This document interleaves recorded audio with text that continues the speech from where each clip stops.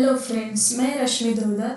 आज मैं आपको एक नया टॉपिक पढ़ाने वाली हूँ जो कि है organisation structure and project life cycle. अब इसमें क्या होता है, हमारा जो प्रोजेक्ट होता है उसके लिए हमें जो कोई भी ऑब्जेक्टिव्स अचीव करने के लिए हम ऑर्गेनाइजेशन स्ट्रक्चर बनाते हैं। ठीक है, अभी इसमें स्टैक होल्डर्स हमें डिफाइन करने पड़ते हैं और roles and responsibilities and relationship among team members and other entities involve in the project, ये हम डिफाइन करते हैं। और इसके लिए हमारे ये 3 टाइप्स होते हैं। तो इसमें फंक्शनल ऑर्गेनाइजेशन, देन सेकेंड जो है वो मैट्रिक्स ऑर्गेनाइजेशन। मैट्रिक्स ऑर्गेनाइजेशन में फर्स्ट वन है weak matrix, balance matrix, strong matrix and third जो है वो प्रोजेक्टाइज ऑर्गेनाइजेशन है।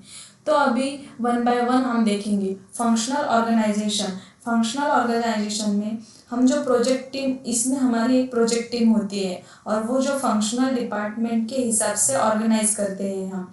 तो इसमें क्या होता है, अभी मार्केटिंग, फाइनेंस, इंजीनियरिंग, ये सब इसमें डिपार्टमेंट वाइज वर्क किया जाता है। और जो एम्प्लॉयज़ होते हैं वो फंक्शनल मैनेजर्स को रिपोर्ट करते हैं। इसमें फंक्शनल ऑर्गेनाइजेशन में जो कोई एम्प्लॉयज़ वर्क करते हैं वो डायरेक्टली फंक्शनल ऑर्गेनाइजेशन को रिपोर्ट करते हैं। प्रोजेक्ट मैनेजर को इसमें लिमिटेड अथॉरिटी होती है, एक्ट एज अ कोऑर्डिनेटर। और डिपार्टमेंट को जो भी रिसोर्सेज चाहिए वो अलोकेट करने का काम फंक्शनल स्ट्रक्चर का होता है। और ये फंक्शनल मैनेजर जो होता है वही ये काम करता है। ठीक है, अभी इसमें मतलब जो डिपार्टमेंट वाइज ही वर्क होता है इनका।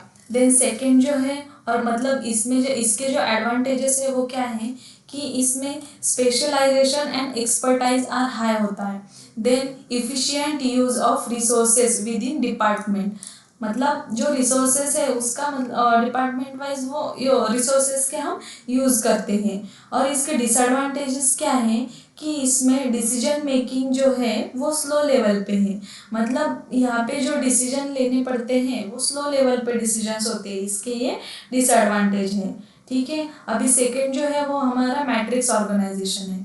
मैट्रिक्स ऑर्गेनाइजेशन ये जो है ये हमारा फंक्शनल स्ट्रक्चर एंड प्रोजेक्टाइज स्ट्रक्चर जो है इसका कॉम्बिनेशन होता है। ठीक है, अभी इसमें जो टीम मेंबर्स होते हैं वो functional manager and project manager दोनों भी रिपोर्ट करते हैं। मतलब टीम मेंबर्स का काम ही होता है कि वो at a time functional manager और प्रोजेक्टाइज मैनेजर दोनों को भी इन्होंने रिपोर्ट किया हुआ चाहिए, क्योंकि कोई भी वर्क जो करते हैं वो। ठीक है, फिर इसमें क्या है, इसके एडवांटेजेस क्या है, मतलब ये मैट्रिक्स ऑर्गेनाइजेशन के, कि इसमें flexibility in resource allocations and improve communication between functional and project team, ये इसके एडवांटेजेस हैं। ठीक है, अभी डिसएडवांटेजेस क्या है मैट्रिक्स ऑर्गेनाइजेशन के, कि इसमें can create confusion and conflict due to dual reporting, क्योंकि इसमें रिपोर्टिंग जो होती है वो दो मेंबर्स को रिपोर्टिंग देनी पड़ती है। ठीक है, इसमें ये यहाँ के जो एम्प्लॉयज़ होते हैं मैट्रिक्स ऑर्गेनाइजेशन के वो फंक्शनल ऑर्गेनाइजेशन के मैनेजर को भी रिपोर्ट करते हैं और प्रोजेक्टाइज ऑर्गेनाइजेशन के मैनेजर को भी। तो वो वहाँ पे वो कंफ्यूज हो सकते हैं ना, इसलिए ये इसका डिसएडवांटेज है। फिर इसके बाद इसमें क्या है कि ये 3 टाइप्स है, एक weak matrix, balance matrix and strong matrix. अभी वीक मैट्रिक्स में क्या होता है कि इसमें प्रोजेक्ट मैनेजर को लिमिटेड अथॉरिटी होती है। मतलब जो कोई भी डिसीजन वगैरह लेना हो तो प्रोजेक्ट मैनेजर वो लिमिटेड डिसीजन लेता है। और फंक्शनल मैनेजर जो होता है वो डिसीजन एंड रिसोर्सेज पे कंट्रोल करता है। इसमें मेन जो है वो फंक्शनल मैनेजर होता है। और इसके एडवांटेजेस क्या है, functional expertise is strong and well maintain होता है।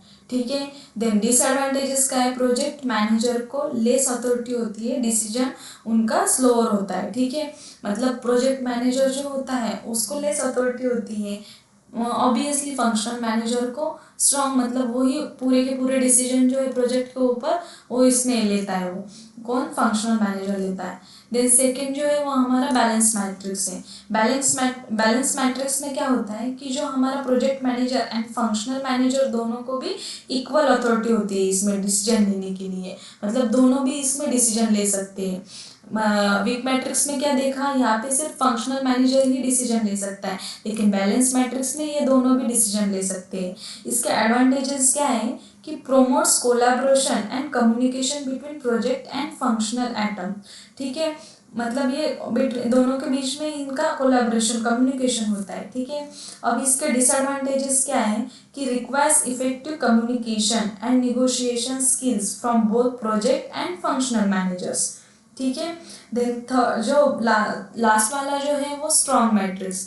अभी स्ट्रॉन्ग मैट्रिक्स क्या होता है कि इसमें प्रोजेक्ट मैनेजर को मोर अथॉरिटी होती है control over resources compare to the functional managers.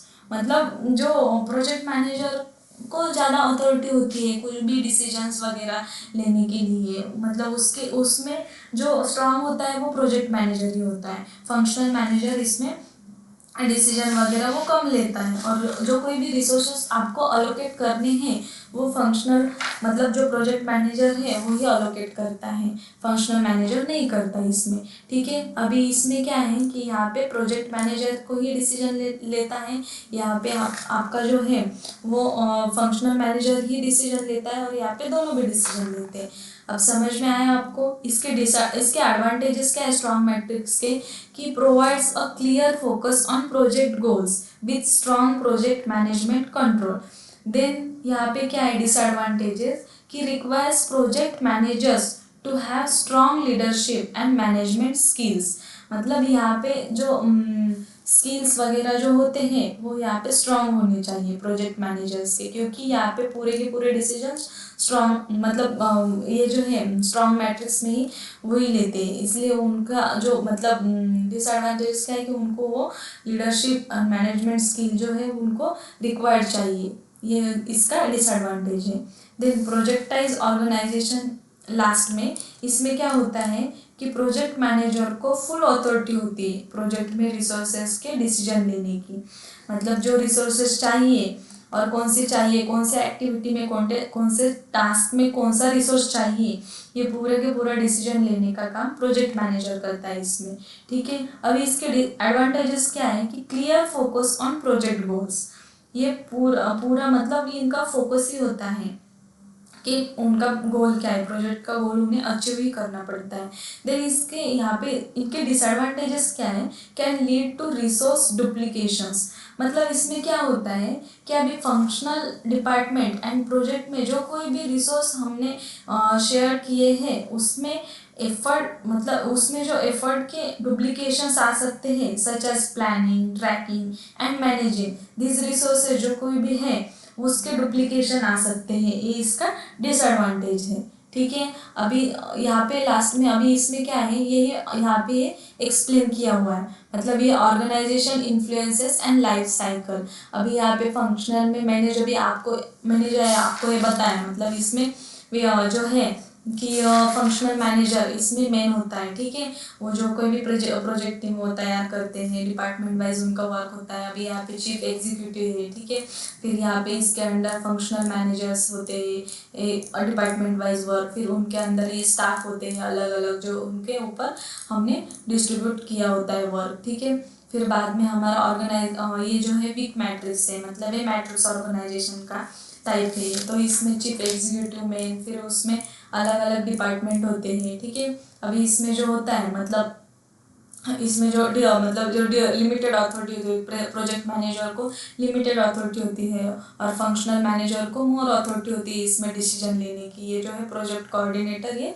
हमारा फंक्शनल मैनेजर होता है, और यहाँ पे प्रोजेक्ट कोऑर्डिनेटर जो है वो भी फंक्शनल यहाँ पे होता है, फंक्शनल मैनेजर होता है। फिर बैलेंस मैट्रिक्स में क्या होता है कि हमारा ये जो है मतलब ये दोनों के दोनों भी यहाँ पे बैलेंस होता है, project manager and functional manager दोनों भी यहाँ पे मतलब दोनों भी डिसीजन ले सकते हैं। ठीक है, अभी यहाँ पे थर्ड वन जो है हमारा ये स्ट्रॉन्ग मैट्रिक्स है। तो स्ट्रॉन्ग मैट्रिक्स में क्या होता है कि यहाँ पे जो डिसीजंस लेते हैं मतलब वो प्रोजेक्ट मैनेजर को ही मोर अथॉरिटी होती है डिसीजन लेने की, प्रोजेक्ट मैनेजर ही यहाँ पे डिसीजन ले सकता है। ये प्रोजेक्ट कोऑर्डिनेटर होता है हमारा, मैनेजर्स ऑफ प्रोजेक्ट मैनेजर्स, यहाँ पे प्रोजेक्ट मैनेजर ही कोऑर्डिनेट होते हैं मेन, फिर बाद में उनके अंदर एम्प्लॉयज़ आते हैं। ठीक है, अभी प्रोजेक्टाइज स्ट्रक्चर में क्या होता है कि यहाँ पे प्रोजेक्ट मैनेजर मतलब जो है इसको ही फुल अथॉरिटी होती है डिसीजन लेने की, यही मेन उनका प्रोजेक्ट कोऑर्डिनेटर होता है, फिर बाद में उनके बाकी का स्टाफ आ जाता है। ठीक है, अभी बाद में क्या है, नेक्स्ट हमारा प्रोजेक्ट लाइफ साइकिल। अभी प्रोजेक्ट लाइफ साइकिल मतलब क्या है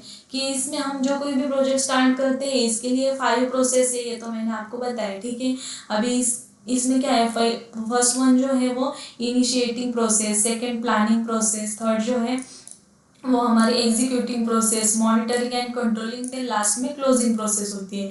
तो इसमें ये चार्ट है। अभी ये जो है time versus cost and staffing level है, ऐसा ये चार्ट है। ठीक है, तो यहाँ पे क्या है, अभी स्टार्टिंग में इनिशिएशन में हम स्टार्ट द प्रोजेक्ट करते हैं। ठीक है, फिर इनिशियल लेवल पे हमारा जो ग्राफ है वो लोअर लेवल पे आता है। ऑर्गेनाइजेशन एंड प्रिपेयरिंग में क्या होता है कि हम प्लानिंग करते हैं, यहाँ से हम प्रोजेक्ट चार्टर डिफाइन करते हैं हमारे, फिर बाद में हम प्रोजेक्ट मैनेजमेंट प्लान करते हैं। तो यहाँ पे प्लानिंग का ऊपर जो ग्राफ है वो हमारा स्टार्ट हो जाता है, मतलब वो आगे आगे बढ़ जाता है, इंक्रीज हो जाता है। फिर बाद में हमारा जो कैरिंग आउट द वर्क, मतलब एग्जीक्यूशन लेवल पे हम एक्चुअल वर्क स्टार्ट करते हैं, फिर हमारा यहाँ पे जो ग्राफ है वो ज़्यादा इंक्रीज हो जाता है, मतलब इस यहाँ पे हमारा कॉस्ट भी बढ़ता है और स्टाफिंग लेवल भी बढ़ जाती है। ठीक है, और टाइम भी हमारा वैसे वैसे इंक्रीज हो जाता है। फिर बाद में एक्सेप्टेड डिलीवरेबल्स, हम डिलीवरेबल्स को एक्सेप्ट करते हैं। लास्ट में हम प्रोजेक्ट जो है वो हमारा क्लोज करते हैं, क्लोजिंग दी प्रोजेक्ट, तो वहाँ पे हमारा ग्राफ जो है वो डिक्रीज हो जाता है और हमारा टाइम जो है वो बढ़ता है। हमारा कॉस्ट एंड स्टाफिंग लेवल, जैसे जैसे हमारा प्रोजेक्ट वर्क हो जाता है वैसे वैसे हमारा वो ग्राफ इंक्रीज हो जाता है, टाइम भी इंक्रीज हो जाता है और फाइनली हमें ये अचीव प्रोजेक्ट डॉक्यूमेंट्स, फिर फाइनली हमारा ये प्रोजेक्ट हमें मिल जाता है। यही भी यहाँ पे भी नेक्स्ट सेम ऐसे ही है, टाइम, लेवल ऑफ एफर्ट्स। ठीक है, अभी स्टार्ट और फिनिश दिया है, यहाँ पे ऐसा ग्राफ गया है, इनिशियल लेवल पे हमारा ग्राफ यहाँ पे गया है, फिर बाद में हमारी प्लानिंग जो है वो भी हमारी यहाँ से स्टार्ट हुई है। वो सेकंड वाला जो ग्रीन ग्राफ है ये हमारा प्लानिंग प्रोसेस ग्रुप का है। ठीक है, फिर बाद में हमारी एग्जीक्यूटिंग प्रोसेस ग्रुप होती है, तो वो जो होती है वो हमारी मतलब थोड़ा सा टाइम स्टार्ट होने के बाद में वो स्टार्ट हो जाती है हमारी एग्जीक्यूशन की जो प्रोसेस होती है, तो ये वो यहाँ से स्टार्ट हो गई हमारी। ये थर्ड जो है वो एग्जीक्यूशन प्रोसेस ग्रुप है। फिर बाद में फोर्थ है monitoring and controlling process group, तो ये हमारा स्टार्टिंग से लेकर एंडिंग तक रहता है, मतलब हम स्टार्टिंग से वो मतलब देखते हैं, सुपरवाइज करते हैं हमारा वर्क अच्छे से चल रहा है या नहीं, ऑन टाइम है या नहीं, हमारा प्रोजेक्ट डिले हो रहा है या नहीं, ये सब हम एग्जीक्यूट करते हैं। फिर बाद में एंडिंग में हमारा क्लोजिंग प्रोसेस होता है, तो वो हमारा रेड वाला मतलब हम एग्जीक्यूशन लेवल से ही हमारा वर्क वहाँ से स्टार्ट होता है, एग्जीक्यूशन से एंडिंग तक, मतलब हमारा प्रोजेक्ट जो है वो एंड हो जाता है। ऐसा हमारा ये पूरा time versus level of efforts graph होता है। ठीक है, अभी एंडिंग में क्या है, फेस टू फेस रिलेशनशिप, मतलब इसमें क्या होता है, सिक्वेंशियल रिलेशनशिप और ओवरलैपिंग रिलेशनशिप, ये दोनों रिलेशनशिप है।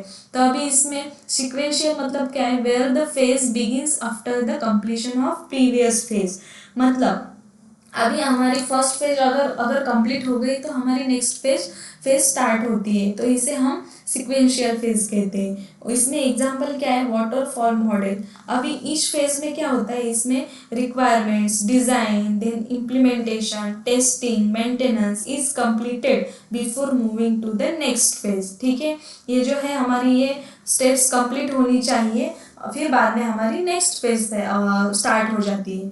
अभी नेक्स्ट क्या है हमारा, overlapping. Overlapping means where the phase begins the previous phase completion. अभी इसमें क्या है कि हमारा पहला फेज चालू ही है, तभी हमारा दूसरा फेज जो है वो स्टार्ट हो जाता है, फिर हमारी जो एक्टिविटी वगैरह जो है वो ओवरलैप हो जाती है। तो इसमें एग्जांपल क्या है कि अलगाए मेथोडोलॉजी।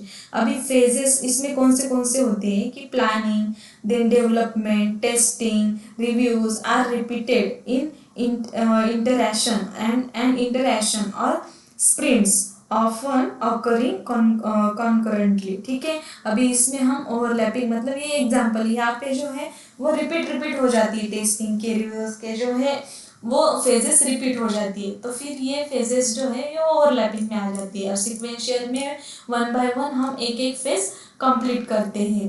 तो इसमें आज हमारा ये सेशन मतलब ये जो लेक्चर है वो कंप्लीट हो गया है, हमारा ओवरव्यू ऑफ स्ट्रक्चरल, मतलब इसमें जो हमारे जो फेजेस थे, organization, structure and project life cycle, ये आपको समझ में ही आया होगा। थैंक यू फ्रेंड्स, आगे का लेक्चर हम नेक्स्ट सेशन में लेंगे।